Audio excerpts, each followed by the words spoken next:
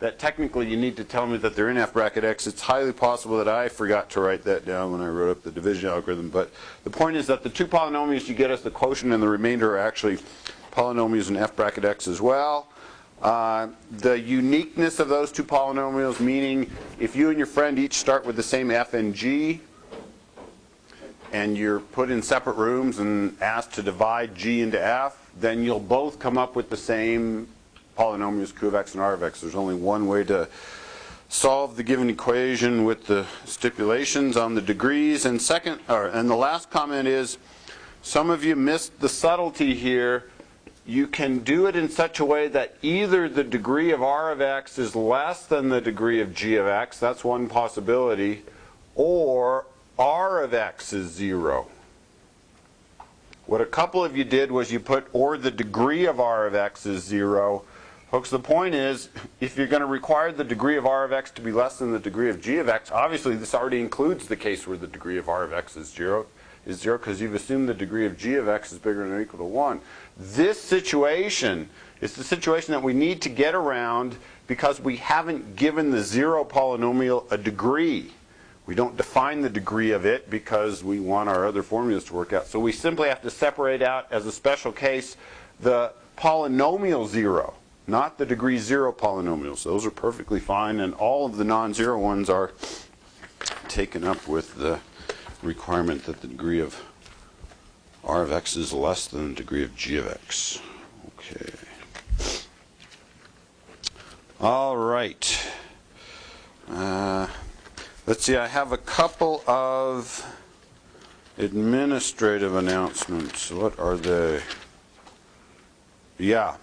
2 administrative announcements. The first is, so next week there's no class on Wednesday because school is closed for Thanksgiving holiday, Wednesday, Thursday, Friday. The homework that I gave you on Monday is due next Monday. 2 comments about that. One is there won't be an no, 3 comments. One is there won't be an SI session on Tuesday, so no SI Tuesday. What's that, the 20th? There's obviously no SI on Wednesday the 21st because school is closed, but there will be an SI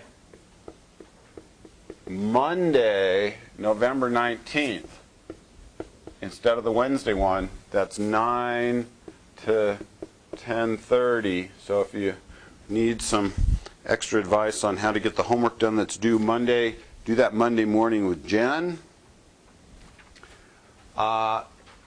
The homework that's due on Monday, if folks you really think you need an extra 24 hours or so and you want to turn it in Tuesday afternoon or Tuesday evening, either send it to me electronically or slide it under my door or something like that, that's fine. So the Monday due date is really Tuesday at 6. It's just that the campus will be closed on Wednesday, so I can't make it due on Wednesday. So, feel free to take an extra 24 hours if you want it.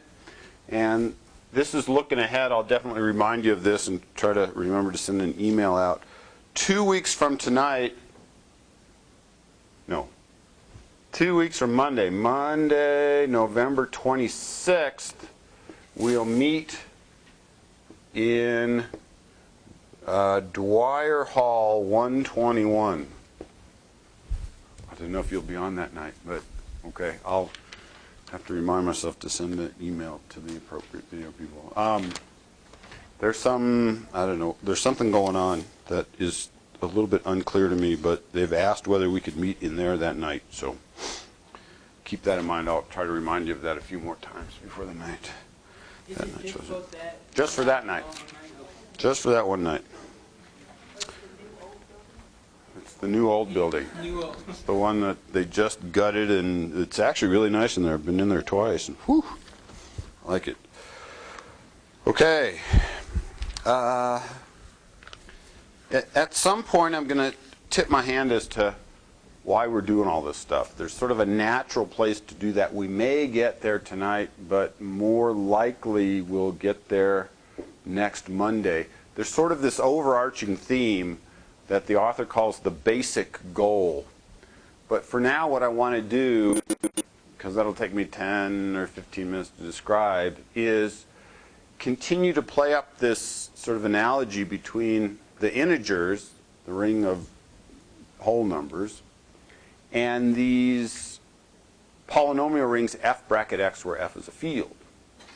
And we've already seen certain properties. I'm going to click through the properties that we've already seen just so that you continue to hopefully develop an intuition about the similarities between them.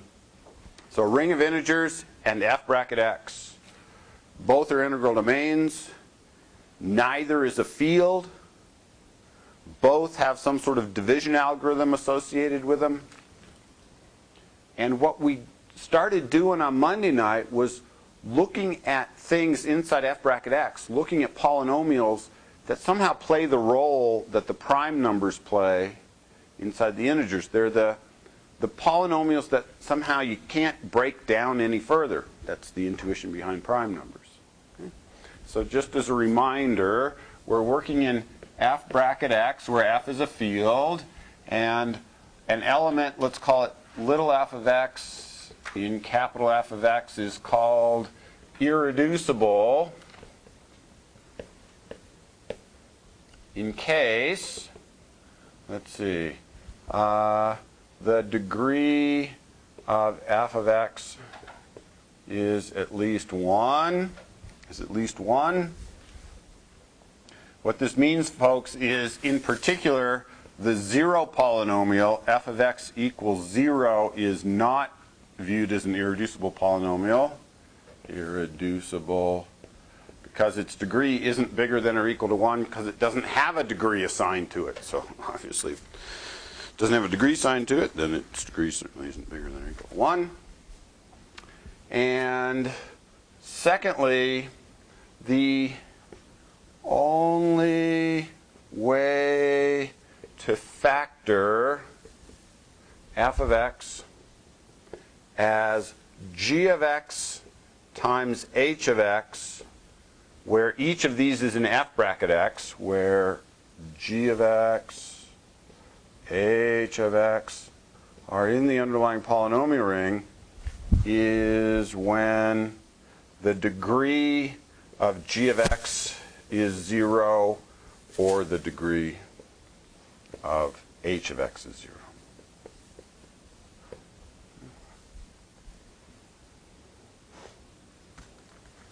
And I'm going to add, because I didn't make a strong enough issue of this on Monday, I'll add it in again here, is irreducible in f bracket x. Let me go ahead and underline those three phrases. Irreducible intuitively means it's prime. It doesn't break down anymore. And a way to describe what not breaking down anymore is look, it's not that prime numbers don't break down.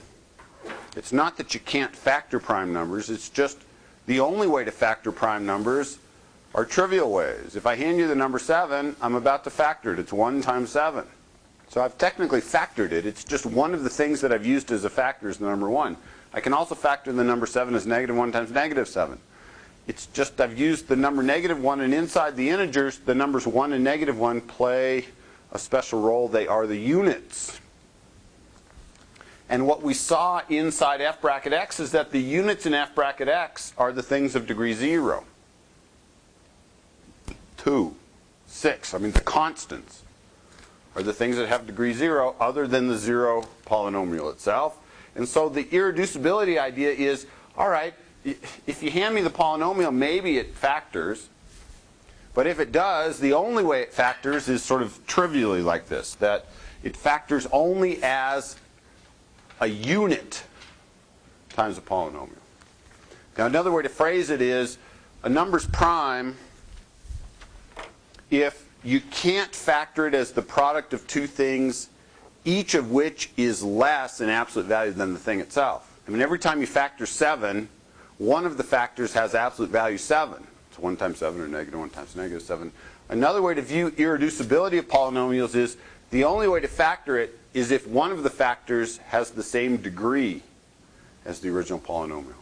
So to say, for instance, a polynomial of degree 3 is irreducible means the only way you can factor it is as a degree 3 times a degree 0 polynomial. And degree 0 polynomials are nothing more than the constant. So what this says is an irreducible polynomial can only be factored in sort of the silly way, like I can factor x plus 1, watch. It's 1/2 times quantity 2x plus 2. But it didn't do anything for you. All right, that's what irreducibility in f bracket x means. And the example that I left you with on Monday is that it turns out the notion of irreducibility, and this is where things don't really have counterparts in the integers. They have counterparts in extensions of the integers, and we're not going to talk about those in here. There's sort of no counterpart to the following idea. If I hand you a polynomial, like x squared minus 2, and the question is it irreducible? The answer always depends on, tell me what f is. Tell me what the field is that you're using as the coefficients. Because what we showed last time is, if you start with something like x squared minus 2, then it turns out, and we'll show this, we'll actually prove it in detail tonight, turns out that, so I give you this, or did I give you x squared? I give you x squared plus 1, huh? X squared plus 1, we'll do x squared minus 2 tonight. Turns out that f is irreducible if you view it in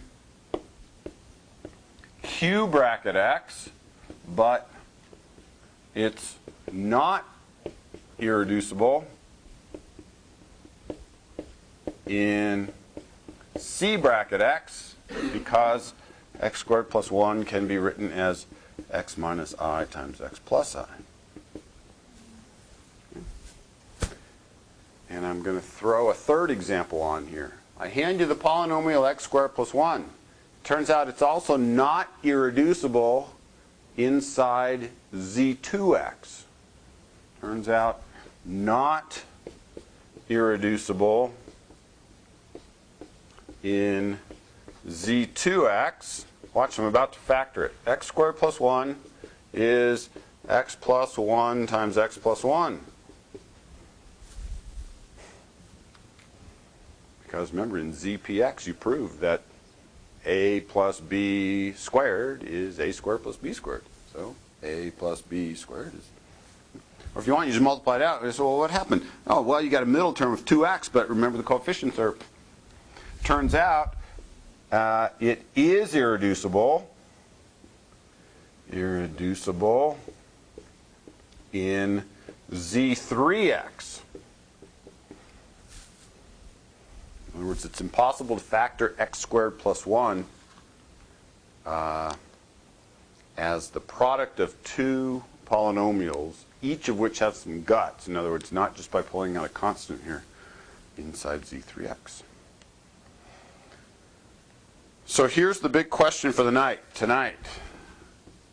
What we're going to ask is the question we ask, and sometimes are actually able to answer. Not always, though, because it's a really hard question. Given a polynomial little f of x in capital F of x, when is f of x irreducible in f bracket x? Or I guess we can, in some situations, ask the opposite question: when is little f of x not irreducible?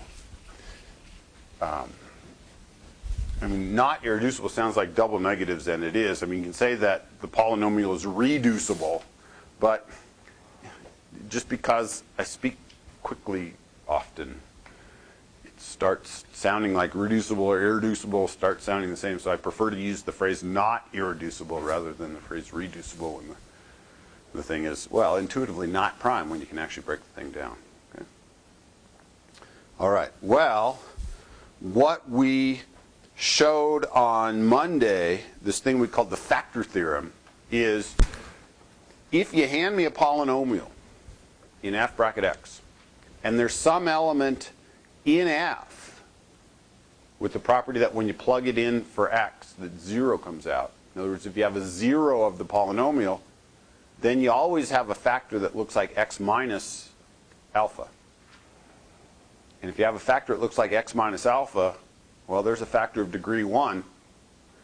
If you've started with some polynomial that has degree at least 1, polynomial that's not just a linear term, then that will necessarily give a non-trivial factorization, and that'll imply that the corresponding polynomial is not irreducible. So we've already seen a situation where, depending on what the degree of the original polynomial is, where there's a relationship between whether or not the polynomial has a zero and whether or not the polynomial has a factor of a certain type. Okay. So we already know, we have seen, this is the factor theorem. I'll remind you of it. I won't write it out in all its detail. It says this, little f of x and capital F of x. So take a polynomial. If alpha is some element in the same field, has phi sub alpha of f of x equal to 0, then f of x is x minus alpha times g of x for some g of x in f bracket x. So the point is, if you happen to start with a polynomial with coefficients in f, and if you can find some element in that field, notice this thing matches this thing here, with the property that, well, that this expression equals 0, intuitively all that means, folks, with the property that when you plug alpha in everywhere you see an x, that 0 comes out, then necessarily f factors this way. So you're thinking, all right, then it's the situation that f is not irreducible because you've just factored it. Well, there is one somewhat silly possibility, which is if the original polynomial happened to have degree 1, then what this is going to amount to is nothing more than saying that x minus alpha is a factor, and what you might have factored out is a 2 or a 6 or something like that, which really doesn't give a factorization. So the point is, so if the degree of f of x is bigger than or equal to 2, and if there is some element alpha in f for which when you plug alpha into f, 0 comes out, phi alpha of f of x equals 0, then little f of x is not irreducible. Irreducible in f bracket x. So what this means is, if you can find a 0 inside the field, if you can find some element so that when you plug it into f that 0 comes out, then necessarily the polynomial reduces. I'll give you a quick hint. I was able to immediately know that in Z2 this polynomial was not irreducible. Why? Because I had in the back of my head, all I need to do is make sure that I've found a situation where if I plug something in from the field that 0 comes out, if you plug 1 in for x, you get 1 plus 1, but you're working inside Z2 and that's 0. So in fact, I can conclude from that that if I hand you like x cubed plus 1, that's also not irreducible in Z2, because x cubed plus 1, plug in 1, you get 0. X to the 4th plus 1, not irreducible. Plug in 1, you get 0. X to the 4th plus x cubed plus x plus 1. Plug in 1. You get 1 plus 1 plus 1 plus 1, which is 0 in Z2. So that polynomial factors as well. In fact, not only do you know that it somehow factors that it's not irreducible, I can actually tell you what one of the factors is. It's x minus the thing that you've realized is the 0. All right, so at least this first example is a situation where you can reduce a polynomial. Well, let's see, the factor theorem said more than that. Yeah, if I can find a 0, then I can find a non-trivial factorization. So here's the question, all right. Is it the case then that if you can't find a 0, that the polynomial doesn't factor? In other words, is the converse true? And the answer, well, fortunately or unfortunately, the reality of the situation is that the converse isn't true. If the converse was true, it would make life significantly easier and we'd be able to do essentially all of the stuff that we're going to do tonight and next Monday in about 10 minutes. But it turns out the converse is not true. Converse is not true. In other words, i.e., if f of x in capital F of x does not have any zeros, have any zeros in F. I'll rephrase that in terms of these evaluation homomorphisms, i.e., there are no elements, we call them alpha in F, for which phi sub alpha of f of x is 0, then it turns out then little f of x may or may not be irreducible. We don't know.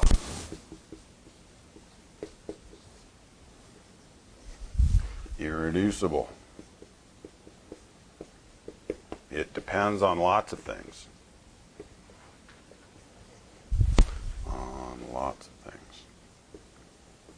So, folks, I don't want to discount or play down the connection between whether or not a polynomial has a 0 inside f. In other words, whether or not there's something that you can plug into the polynomial and have 0 come out, and whether or not the polynomial is irreducible. There's obviously an important relationship, but the relationship only goes one way, and the relationship is only as good as your ability to say more about the given polynomial. Let me give you an example.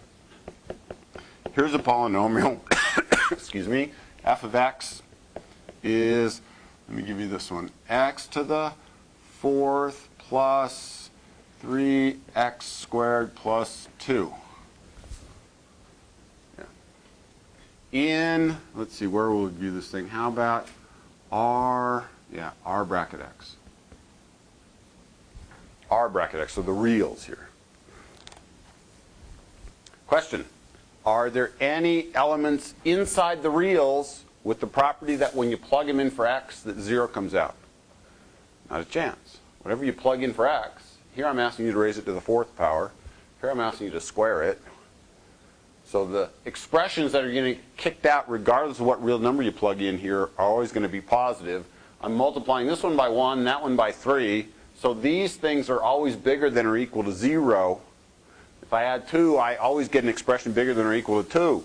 So there's no way that I can find a real number so that when I plug it in, I get 0. So the punchline is there are no zeros for f of x in the reals. I'm not suggesting there aren't zeros for this thing somewhere else. Maybe there's some zeros for it in the complex numbers or something like that. But at least in this particular field, there are no zeros. But you're thinking, oh, no zeros? Maybe the thing doesn't factor. I'm about to factor it for you. It's easy. F of x is x squared plus 1 times x squared plus 2 in r bracket x. If I have a 0, I can factor it. If I have no zeros, maybe I can factor it, maybe I can't.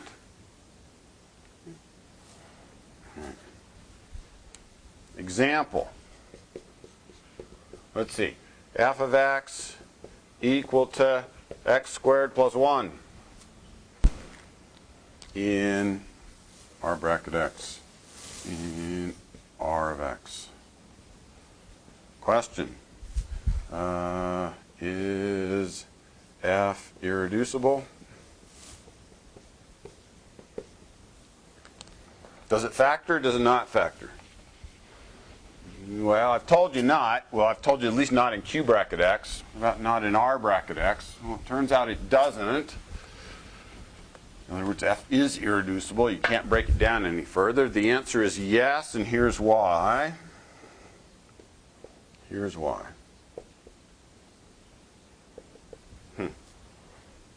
By contradiction. I'm going to show you that f is irreducible by showing you that if f did factor, that somehow there would be a real number that when you squared it equals -1. And we know there are no real numbers with the property whose square is -1. Here's why, by contradiction. Contradiction is this. Let's see, suppose what? Oh, suppose that this polynomial x squared plus 1 did factor. In other words, that I could write it as g of x times h of x, where, well, what does it mean to be not irreducible? It means that you can actually write down an honest-to-goodness factorization of a thing. In other words, a factorization where each of the polynomials is in the given polynomial ring. In other words, where the coefficients are taken from whatever the field is that you're working over, and where the degrees of each of them are less than the degree of the polynomial that you started with. Well, folks, if you start with a polynomial of degree 2, and you've actually factored it as the product of two things, each with smaller degree, there's only one choice. That has to be degree 1, and that has to be degree 1. So we're sort of lucky here. So where the degree of g of x is less than 2, and the degree of h of x is also less than 2. That's what a legitimate factorization looks like. A non-irreducible factorization of x squared plus 1 would look like. Yeah, but in this case, since the degree of x squared plus 1 is 2, this necessarily means there's only one possibility, that the degree of g of x is 1 and the degree of h of x is 1. And what we're about to do is show that that can't happen. I haven't shown you that yet, but we'll show that that can't happen.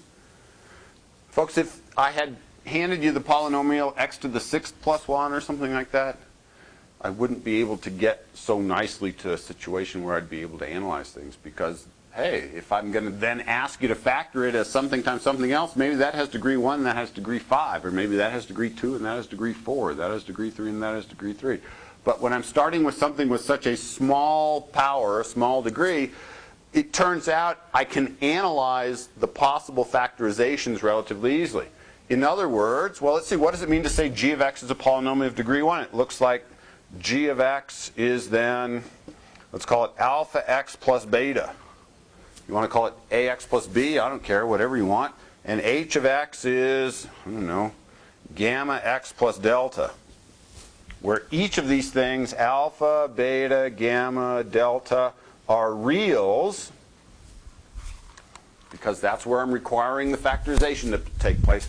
And, folks, to say that the degrees of g and h are each 1 means that the coefficients on the x term have to be non-zero. Because if alpha was 0, then it wouldn't be a polynomial of degree 1, it would be a polynomial of degree 0.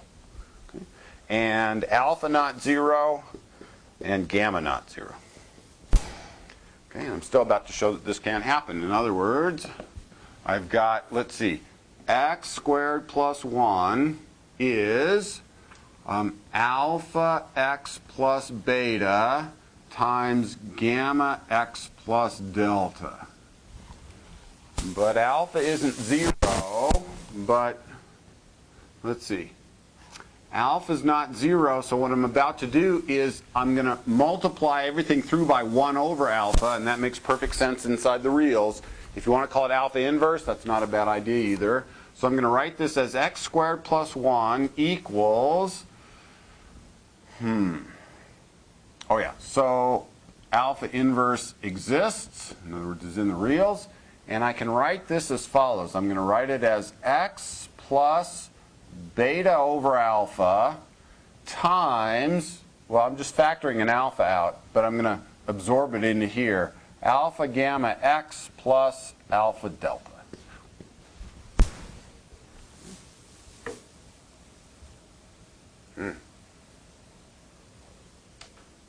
Okay, so let's see, that's a real number and that's a real number. Dividing by alpha is legit. And now I'm going to write this, this is elementary arithmetic again. This is x minus negative beta over alpha times alpha gamma x plus alpha delta. And it looks like a mess, but here's finally where we've arrived. I've taken this polynomial and I've factored it as this times this. And all of the expressions that you're looking at here, alpha, 1 over alpha, beta, gamma, delta, etc., are real numbers. So what I've just done is I've taken f of x and I've written it as x minus something times g of x, where this thing and this thing are both polynomials in R bracket x. But what does the factor theorem say? The factor theorem says if you've got x minus something as a factor, then this thing is a 0 of that polynomial. So by the factor theorem, because I've got a factor of the correct form, it necessarily says that minus beta over alpha is a 0 of the given polynomial x squared plus 1. In other words, this thing has the property that when you plug it in everywhere you see an x, that you get 0. Folks, beta divided by alpha is a real number. So what I've just presumably come up with is a real number with the property that when you plug it into x squared plus 1, that you get 0. And you can't have that. You can't have a real number whose squared added to 1 is 0, because that would give you a real number whose square is negative 1, and there is no such thing. So that implies that minus beta over alpha squared equals minus 1, and that is a contradiction in the reals. Contradiction to the fact that there are no squares, there are no square roots of negative 1 in the real numbers. Right, now that was sort of long and painful, but at least it shows you one possible way of proving that this particular polynomial, x squared plus 1, is irreducible in R bracket x. Questions there? Comments? Now it seemed totally painful and long-winded, and it was, but I wanted to show you what the details were so that when I write down the more general result, at least you'll have an idea of how things play out. So it turns out this sort of argument leads to the following. Leads to the following. Now remember, I mentioned that the converse to this factor theorem, the converse to the statement, if there are no zeros, does the thing factor, isn't true in general, because I gave you a situation of a polynomial that has no zeros inside this field, but certainly factors trivially. The example I gave you, though, was a polynomial of degree 4. And what we're about to write down is all of the counterexamples to the converse of that previous statement have to be with polynomials of degree 4 or more. In other words, if you hand me a polynomial of degree 2, and you want to know whether or not it's irreducible in f bracket x, just tell me whether or not you can find a 0 for it in f. If you can't find zeros, it's irreducible. That's what we just did here. We couldn't find a 0 for x squared plus 1, and the punchline is it's irreducible. Why? Because if the degree was 2, it had to factor into a degree 1 times a degree 1, and we showed that if we had a degree 1 factor, that led to a 0, and there are no zeros. Similarly, folks, if I had handed you something like, if I had, let me not do it in the reals. If I had started with a polynomial of degree 3, don't think of x cubed plus 1 because that's not a good example in this particular context, but if I had handed you a polynomial of degree 3 and I was trying to convince you that that polynomial was irreducible, I could run through the same sort of proof by contradiction. Proof by contradiction would look like, well, suppose it's not irreducible. In other words, suppose the thing actually factored. Well, let's see. When I had a degree 2 polynomial, an honest-to-goodness factorization meant I could write it as degree 1 times degree 1. If I have a degree 3 polynomial, an honest-to-goodness factorization would mean that I have either, well, there's only one possibility. I'd have to have degree 1 times degree 2. But the point is, in that case, I'd still have to have a degree 1 factor. In other words, I'd have to have a factor that looks something like this. And whether or not the other factor was also degree 1 turns out to be irrelevant. As soon as I have a degree 1 factor, I can play exactly this game, where instead of calling it divided by alpha, I just call it alpha inverse in general. That's fine. And then I can play exactly this game, which then leads me to a 0 for the polynomial in the field. So if the thing factors and the thing had degree 2, I could get a 0. If the thing factors and has degree 3, I could get a 0. If the thing factors and has degree 4, there's no guarantees that there's a 0, because it might factor down into a product of 2 quadratic terms, and neither one of these necessarily gives a 0 as a factor. So this argument leads to the following theorem. Let me not call it theorem, I'll call it proposition. Proposition says this: if you start with the degree of a polynomial either being 2 or 3, or 3, and if f has no zeros in the field f, then you've actually got your hands on an irreducible polynomial. Then f of x is irreducible in f bracket x. What historically happens to students is they look at this result and say, cool, you mean I can figure out whether or not a polynomial is irreducible just by deciding whether or not it has zeros in the field? Yes, but only if you start with a polynomial of degree 2 or 3. And the reason, again, that those are special is if you have a degree 2 or a degree 3 polynomial, if there was a factorization, it would lead necessarily to a degree 1 factor. And anytime you have a degree 1 factor, you can play exactly the same game that we just played and pull a 0 out of the field. So, for example, if I hand you this polynomial, f of x equals x squared minus 2, and it turns out this is irreducible in Q bracket x. Why? Well, it's a polynomial of degree 2. So I can conclude that the polynomial is irreducible in Q bracket x as long as I can conclude that it's impossible to find an element in the field, a rational number, with the property that when you plug it in for x, that 0 comes out. Well, folks, the point is I know what both of the zeros of this polynomial look like. Root 2 and minus root 2. And the point is neither of those are rational. So reason, okay, use the previous result, previous proposition, because the degree of f is 2, and the fact that f of x has no zeros in the rationals. And I'll put parenthetically, i.e., the zeros of this thing, square root of 2 and minus square root of 2, are not in Q.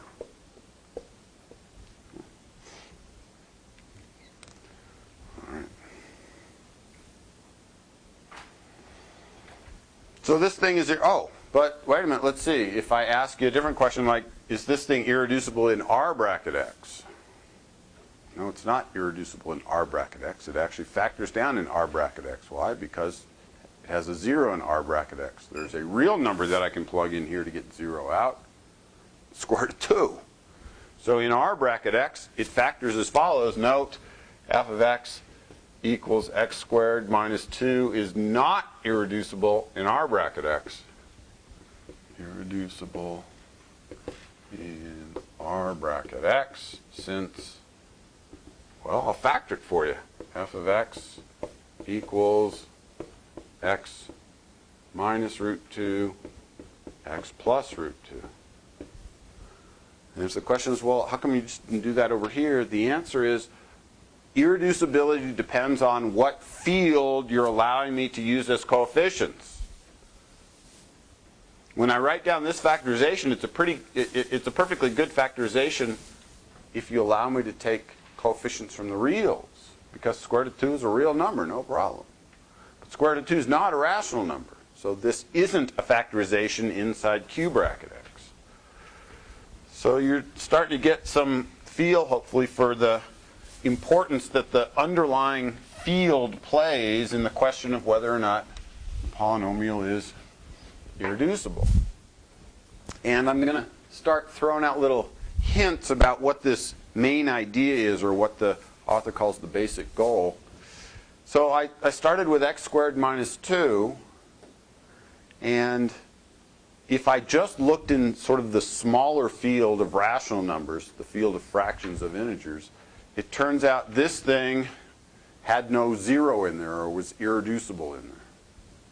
But if I went to a larger field, then it turns out this polynomial actually did factor, had a 0. And the intuitive question that we're going to sort of lay out for you on next Monday, and then start specifically trying to answer, sort of rigorously, is, all right, if you hand me a polynomial, and you view the polynomial with coefficients in some field, it may or may not be the case that you can find something in that field that acts as a 0. Here I handed you this polynomial. There's no 0 for this polynomial in Q. Question, can you somehow find a bigger field where that polynomial does have a 0? Well, yeah, I can find a bigger field where that polynomial has a 0. R works. Of course, before we leave this example, it's not necessarily the case that R is the only field that works, like the complex numbers would work here. But more interestingly, remember 2 weeks ago, this problem number 12, let S be the collection of real numbers with the property that they look like A plus B times the square root of 2, where A and B are rationals. What you spent, well, some of you didn't spend enough time doing it, but what you proposed to do was to prove for me that S is a field. Yeah? So the collection of things that look like A plus B times the square root of 2, where A and B are rational, form a field. The field certainly contains the rationals, A plus 0 times the square root of 2. So every rational number is in there. But it also contains the square root of 2. 0 plus 1 times the square root of 2 is the square root of 2. So the square root of 2 is in there, and it's a field. So there's a field with the property that this thing now does have a 0 inside that field. So in some sense, I don't even have to go as big as the reals to find a field where this polynomial has a 0. I really didn't have to look much beyond Q. I just had to sort of throw the square root of 2 in, and then whatever other stuff I needed to make the thing into a field. And then, in fact, I came up with a field for which this polynomial has a 0 square root of 2. So the note is, I forget what section that is. Turns out that x squared minus 2 also is not irreducible in S bracket x, where S is the field from problem number 12 in section, what was it, 18 or 19 or something like that? I forget. Let's call it 18 and keep our fingers crossed that we got it right. Okay. All right, so again, I haven't phrased for you in its entirety what the basic goal is, but that hopefully gives you some glimpse as to where we're headed. Hand me a polynomial. If the polynomial happens to not have a 0 in the field that you're interested in, try to make the field a little bit bigger and see whether or not you can find a 0 for that polynomial. Okay. All right, questions, comments? Yeah, did that. Okay. All right. The rest are, yeah, the remaining 25 or 30 minutes or so of tonight will not look like something that you're familiar with in any sort of math class, and here's why. Typically in a math class, you're looking at results that are nice and polished and say, if you have this situation, then you can always conclude the following. That's what big theorems look like, right? Whenever you have this, you have this. As it turns out, folks, this question of, if you hand me a polynomial in f bracket x, is it irreducible? There's just no nice, big, all-encompassing results that simply say, take whatever the polynomial is and do something, and that'll give you a yes-no answer. There's no sort of determinant idea for polynomials where you simply hand me whatever polynomial you happen to come along and stumble over, and hand me whatever the field is and put it in this machine, and out will spit a yes-no answer. There's just not anything like that. So what that means is, whatever we can say about irreducibility of polynomials is really just sort of it's sort of this miscellaneous grab bag. Here are some things that we can say, and we'll say those, but in general, there's just no big result that always answers the yes-no question. It's a hard question. And maybe, well, hopefully that shouldn't surprise you, because remember, this notion of irreducibility is sort of analogous to the question about the prime numbers in the integers, because that's really what they are. And questions about prime numbers in the integers are really hard. So it's sort of the same idea. Okay, so this is like, I don't know, the grab bag of results. Grab bag of results regarding irreducibility of polynomials.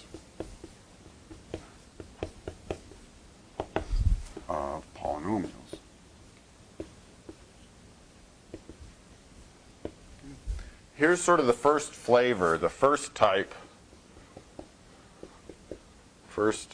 of result.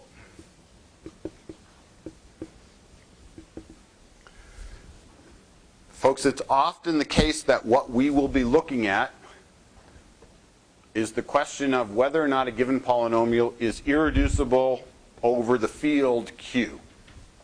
Okay, so here's a very important field that comes up a lot, the rational numbers. And the question won't simply be, here's a polynomial, is it irreducible, run it through a machine. The question will often be, here's a polynomial. The polynomial, just by some miracle, happens to have the property that even though it's a polynomial whose coefficients could be rational numbers, the coefficients of the given polynomial happen to actually be integers. And here's a good example of that. The coefficients on this polynomial happen to be integers, even though I've been asking you to treat this polynomial as an element of Q bracket x. If the question is, well, why don't you ask me to treat it as a polynomial in Z bracket x? Because we're only interested in viewing polynomials as polynomials in polynomial rings where the coefficients come from a field. Because if I don't, then I don't have the division algorithm anymore. And losing the division algorithm just won't make things work out nicely. But it turns out there are some irreducibility results in those situations, and here they are. Sometimes we have f of x in Q bracket x. So focus on the field here, folks. You can't just sort of blow off and say, oh, f of x in some field. It's that particular field where, in fact, actually, all the coefficients of f are in Z. A good example is f of x equals x cubed. Let's see, where am I lost here? Yeah, I'm lost. Thank you. For example, x cubed minus 3x squared plus 8. And folks, here's a perfectly good polynomial in Q bracket x. But it happens to be the case that each of its coefficients are whole numbers. It turns out that the following is true. Proposition: if you can factor such an f, and f of x in Q bracket x.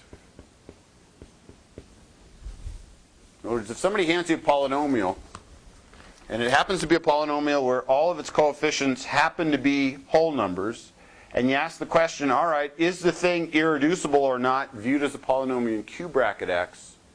It turns out, if you can factor it in Q bracket x, you could actually have factored it in such a way that both of the pieces also have whole number coefficients.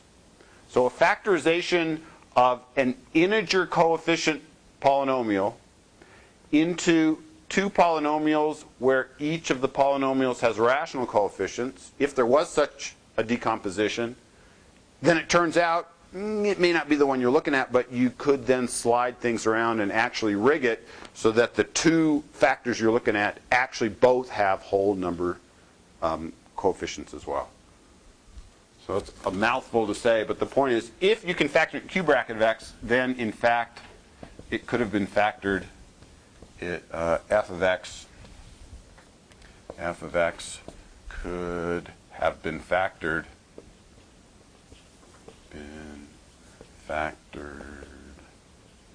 in Z bracket x.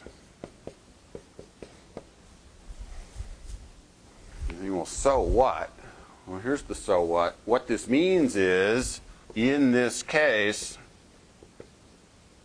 the factorization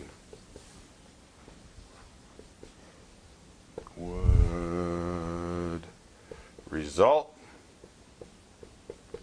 in two polynomials, integer coefficient polynomials,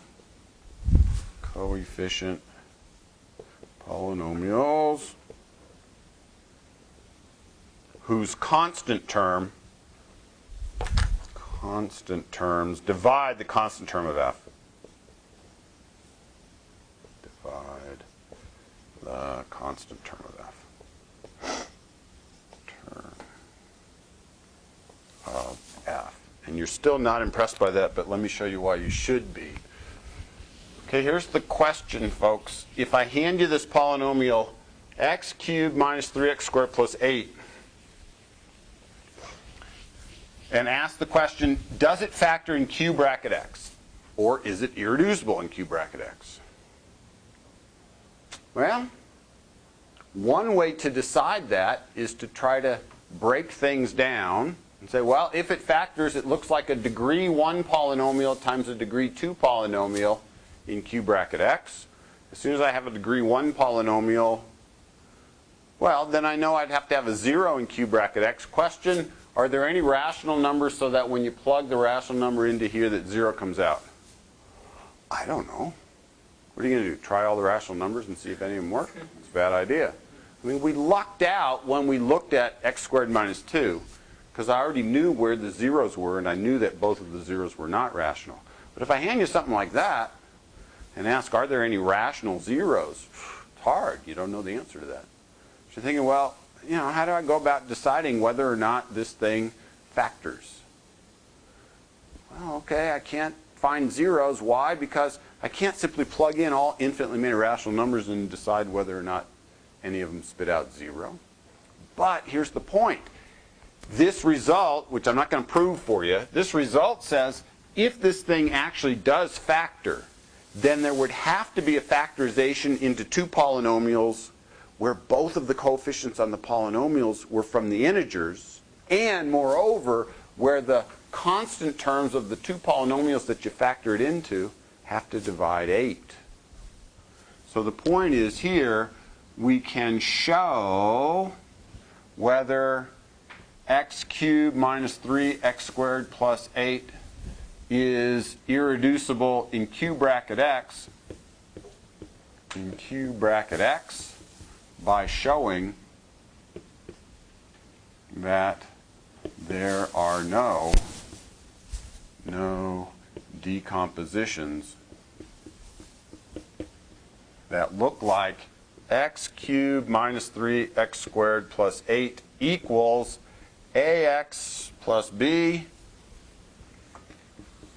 times cx squared plus dx plus e with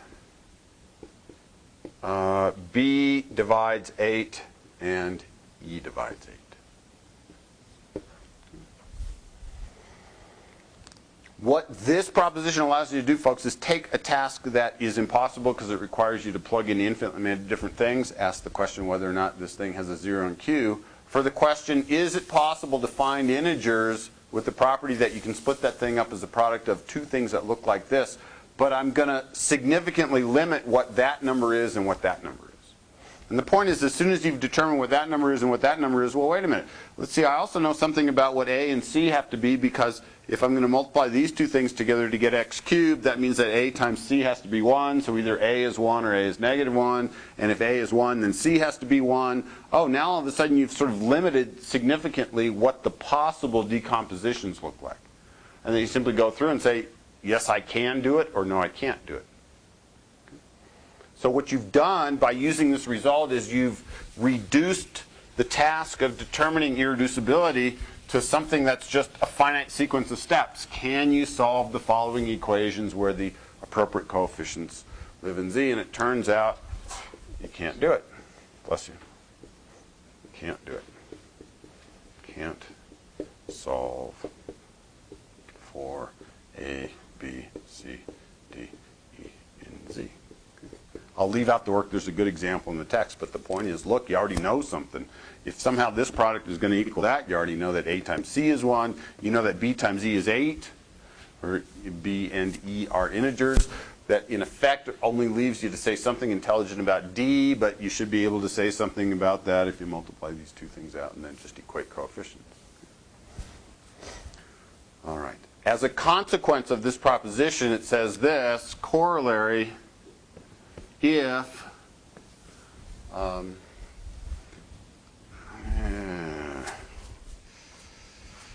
see, do I want to do this? Yeah. Yeah.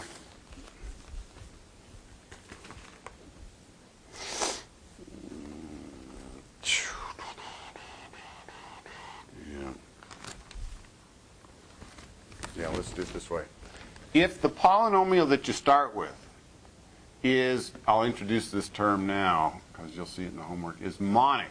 Monic, folks, just means the leading coefficient equals 1. In other words, the coefficient on the highest power of x is 1. Coefficient equals 1. Then if you hand me f of x in q bracket x having integer coefficients,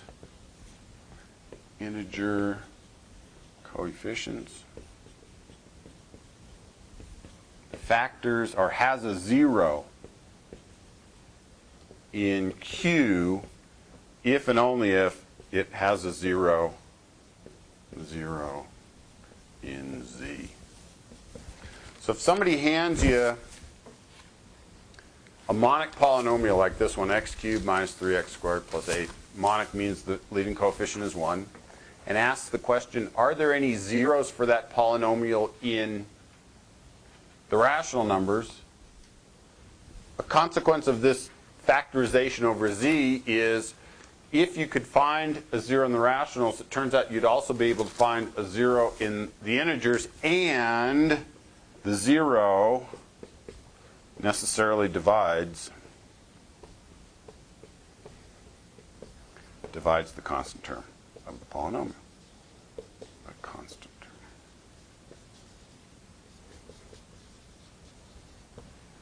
of f. So what this corollary does is, in certain situations, if you're interested in whether or not a polynomial is irreducible, well, hey, it turns out if you start with a polynomial of degree 2 or 3, and here's a polynomial of degree 3, irreducibility is the same thing as whether or not the polynomial has a 0 in the given field. If I'm asking about irreducibility in this particular field, then I'm asking whether or not this thing has a 0 in Q. Does it? I can't check all the elements of Q. But it turns out, again, as a corollary of this thing that I'm admittedly not proving for you, we're just sort of writing down the grab bag here.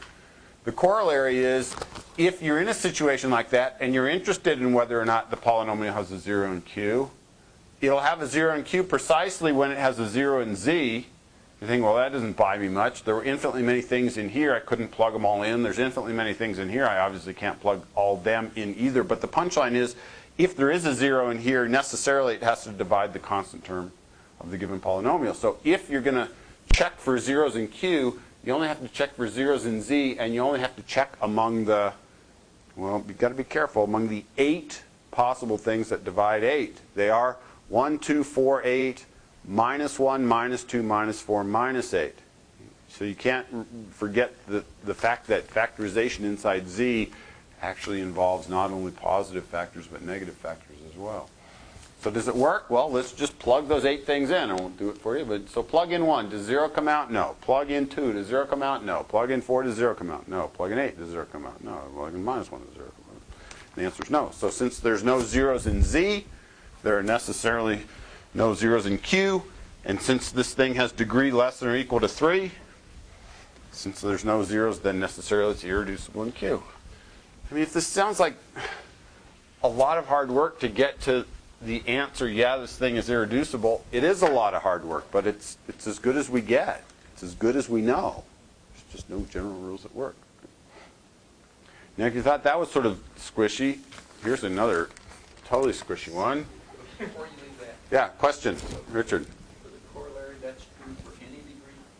Yeah, the corollary is true for any degree. Yeah. Right, so, yeah, I don't want you to get the wrong impression. The corollary is true for any degree. Using the corollary to try to determine whether or not a polynomial is irreducible will only be useful if, I won't say only be useful, will typically be useful mostly in situations where the polynomial happens to be degree 2 or degree 3 to begin with. All right. Although if you find a 0, I mean, if you happen to hit on 1, then automatically the polynomial reduces, is not irreducible, because as soon as you have a 0, then you have x minus that thing as a factor. But if you don't find any in general, might be irreducible, might not be irreducible. All right. So that's the first type of result. Here's the second type of result. Second type of result. This result, folks, again, only holds for the specific field Q of x, f of x in Q bracket x. And the question is it irreducible in Q bracket x? So here's what I want you to do. Write your polynomial. F of x is, and someone asked after class 2 times ago when we were looking at polynomials in detail, do you have to write it a0 plus a1x plus a2x squared plus an xn, or can you write out an xn plus an minus 1? I mean, does it matter what order you write about it? And the answer is no, it doesn't really matter. You want to write out the constant term, then the linear term, then the x to the n term, or reverse it? Makes no difference because the plus operation is abelian, right? So let's write it this way. This is the typical way to write out this result. an minus 1 x n minus 1 plus plus a2x squared plus a1x plus a0. So here is a polynomial in Q bracket x. And what we're going to do is we assume, again, just like in the first type of result, that all the a sub I are in fact in Z. And the question is going to be, is this thing irreducible in Q bracket x? And the answer turns out to be this.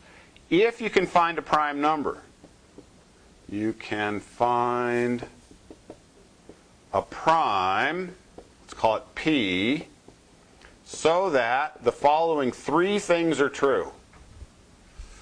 First of all, the prime doesn't divide a sub n. In other words, a sub n isn't a multiple of that prime. Secondly, that the prime does divide all of the rest of the coefficients. That it divides that one, that one, that one, that one, and the constant term for all 0 less than or equal to I less than or equal to n minus 1. And we're not done. And third, that the square of the prime doesn't divide the constant term. Got enough hypotheses? Then here's the conclusion. Then half of x is irreducible in Q bracket x.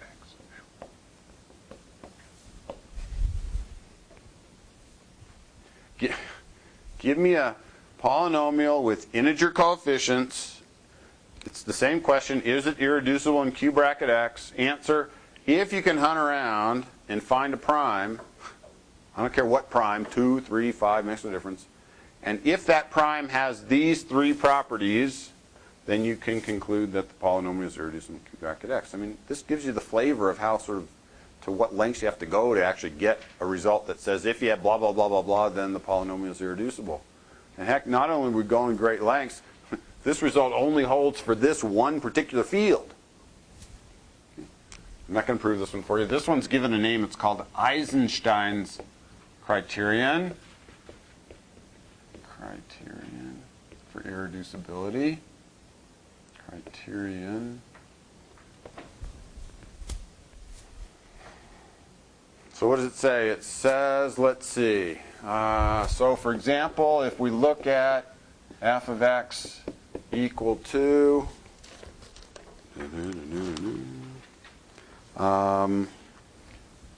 x squared minus 2 in Q bracket x. We already know this thing is irreducible. It's degree 2, and we know, because we know what the zeros of this thing look like. We know that it has no zeros in Q, so we already know it's irreducible. But it turns out Eisenstein's criterion for p equals 2 works. Let's see. It's the case that 2 doesn't divide that coefficient, it does divide all of the other coefficients. Notice even though I haven't written it in, I have a 0x term, but any integer divides 0. That's not an issue. And 2 certainly divides 2. So we get the second criterion. The third criterion is I have to make sure that the square of this thing doesn't divide the constant term, and it doesn't. So check. I mean, that's sort of a big hammer. It's too big a hammer to haul it on this one. You already know this one's irreducible. Let's try another one. How about f of x equals this thing? X to the 4th minus 9x squared plus 6x plus 15. Turns out this is also irreducible. Irreducible in Q bracket x, Eisenstein's criterion, and the prime to use is p equals 3. Let's see, does that, yeah. P doesn't divide 1. It does divide 0, 9, 6, and 15, but p squared doesn't divide 15. So this thing is irreducible in Q bracket x. This is a nice machine here. You can't go overboard. If I hand you a polynomial in Zx, it might be irreducible in Q bracket x, even though there's no prime that works for Eisenstein's criterion. So it's another sort of ad hoc thing. If you luck out and you happen to be able to find a prime that works, good for you. But just because you can't find a prime that works doesn't tell you squat about whether or not the polynomial is irreducible or not. This thing is irreducible in Q bracket x, but there's no prime that can be used in the context of Eisenstein's criterion to get you to that conclusion. Yeah, p equals 3 doesn't divide that, does divide that, does divide, oh, p equals 3 doesn't divide the last term, so p equals 3 is a non-player. P equals 2 is also a non-player because it doesn't, and p equals any other prime is clearly a non-player because it's not going to divide 3 or 8. So, you know, here's another deal where if it works, you know, you're happy, but if it doesn't work, typically you can't say, therefore it's not. Typically all you can do is walk away and say, well, I need to haul out another tool and see if I can use it. Okay. Questions, comments? I mean, if it seems messy, it is messy. But, you know, at least we know a few things. It's not like all hope is lost. Third type of result. How we're doing here? Yeah, third type of result. The field is finite. Like, you know, Z2 or Z3 or something like that. There's other finite fields, folks, other than just the Z sub p's, but we'll get to those a little bit later on. If the question is, does this polynomial factor, is it irreducible or not in Z2x, the advantage you have in those situations is it makes sense to actually just list out what all the possible factors are and see if any of them work. I mean, for example, then use, I'll say you can use brute force. And quite honestly, this is, I mean, this phrase often appears even in the mathematical literature. Here's the proof. Brute force. Just do it and see if anything works. For example, here's a polynomial in f of x equals x cubed plus x squared plus 1 in Z2 bracket x. Is it irreducible or not irreducible in Z2 bracket x? Oh, well, let's see. Because it's a polynomial of degree less than or equal to 3, I can test irreducibility by asking whether or not there's a 0. Okay, so I'm lucky here because I happen to be looking at a polynomial of degree less than or equal to 3. I can test irreducibility by testing for zeros. And testing for zeros, folks, is like way easy because you only have two things to check. And I'm guaranteed 0 doesn't work because I know what I'm going to get when I plug in 0. I get 1. That was easy. Does 1 work? Well, that's 1 plus 1 plus 1 is 1. It's not 0, so irreducible. Irreducible, check all possible elements of Z2. That doesn't scare you. There's only two of them. 0, 1. Neither is a 0. None is a 0. So since the polynomial degree of f of x is less than or equal to 3, conclude that it's irreducible. Irreducible. All right, so that was easy. There's an irreducible polynomial in Z3x. The question would be ridiculously hard if the field that I asked you to view this thing in was Q bracket x. We'd have to decide whether or not it had zeros in Q. That would be hard. Let's try another one. How about g of x equals, let's do a degree 4 one here. Yep. X to the 4th plus, let's see, plus x plus 1 in Z2x.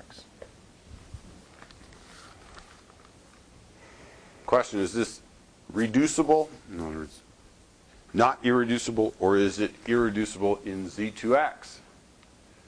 Well, the first thing you might try is to see whether or not there are zeros.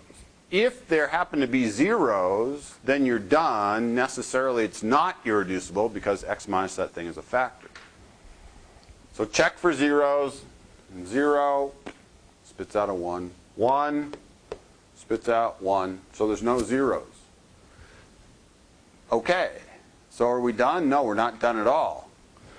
We happen to be done over here because we lucked out because we happen to be looking at a polynomial of degree less than or equal to 3. But if we're looking at a polynomial of degree 4 or more, just because there aren't any zeros doesn't tell you whether or not the thing is irreducible.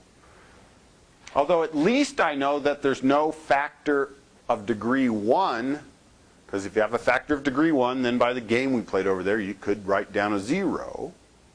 So that's helpful. Since no zeros in Z2, just check them both. So no factor of degree 1 by the argument that we gave before. So if it factors, x to the 4th plus x plus 1 is not irreducible, then it would have to look like this. It would factor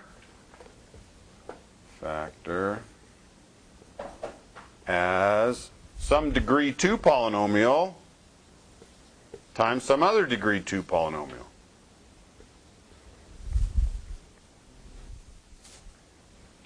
Well, let's see what you did for homework. What you're doing for homework is looking at situations where you're asked to write down all of the degree 2 or the degree 3 or the degree something polynomials with coefficients coming from a finite field, and that's doable, folks. There's only a certain number of things that could possibly happen here. X squared plus 1, x squared plus x plus 1, x squared plus x. I think I got them all. There's all the polynomials of degree 2. Here's all the polynomials of degree 2. You just listed them out. X squared plus 1, x squared plus x squared plus x plus 1. So presumably what you got to do is just decide whether or not, if you take those 4 choices and those same 4 choices, whether or not there's any possible way of multiplying 2 things that look like that together to kick out this thing. Maybe there is, maybe there isn't.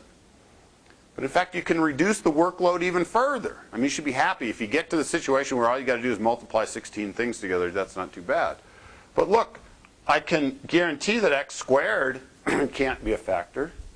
Because if you multiply x squared times anything, you're going to get an x squared. You're certainly not going to get a 1 out in the end. So it can't be x squared. Can't be x squared plus x either, because that's got a factor of x on it. And this thing doesn't have a factor of x on it. So, in fact, you can significantly limit the possible factors that this thing looks like. And so it turns out the only possible factor this could be is x squared plus 1 or x squared plus x plus 1. Because whatever polynomial of degree 2 you write down, can't be able to factor an x out. Folks, if you could factor an x out to one of the factors, you could factor an x out of this thing. You can't factor an x out of this thing. So there you go. Now multiply those 4 possible products and see whether or not this thing gets kicked out. If it does, then you've factored it. If it doesn't, then the point is you've eliminated all the possible factors and you can conclude that it's irreducible. Seem like a mess? Somewhat of a mess.